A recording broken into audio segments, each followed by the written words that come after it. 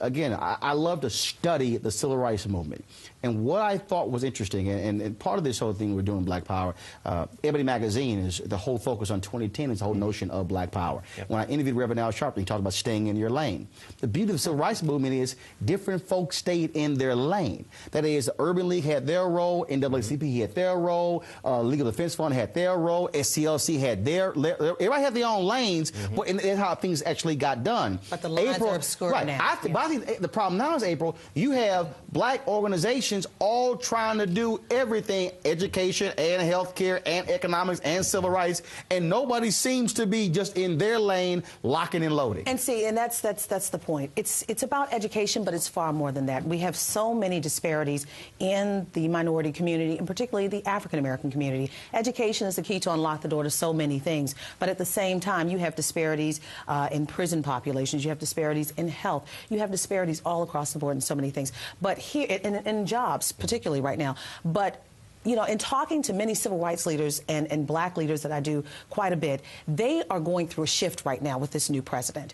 And it's the same kind of situation back in 1963. You know, African Americans are still looking for first-class citizenship, although there is a black president. The shift is many of the black leaders said, look, we have a black president. We're looking for that compassion that we didn't get from the other women, from the other presidents. Hold on. No.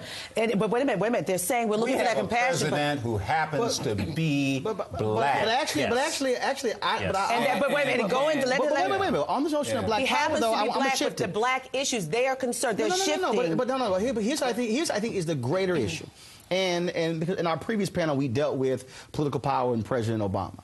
I think the problem in terms of the organizations is they don't know how to connect to this. This generation. See, this generation is sitting here saying, I want to be involved, I want to be engaged, but it seems the organizations don't know how to necessarily connect with them. And so the reason the NAACP and the Urban League have been around for 100 years is because they have survived from generation to generation. Joe, the existing organizations, the larger ones, are they going to be possibly supplanted by groups that are coming up? We may not necessarily know about them. But we've always had groups that have come up. Even, look, like 1968, the NAACP was as strong as it ever had been, and you had groups that addressed different things. The Black Panther Party was we've always had different groups address different things.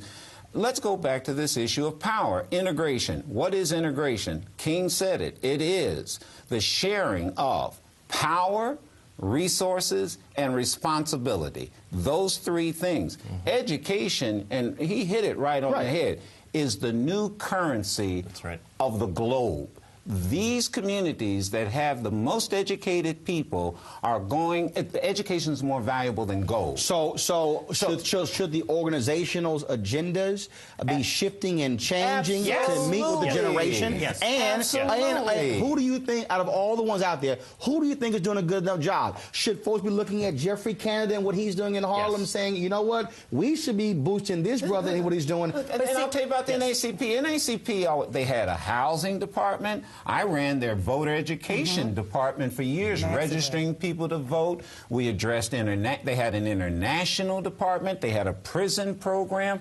They have got to be. They also had stability of leadership. Well, yeah, that's a whole other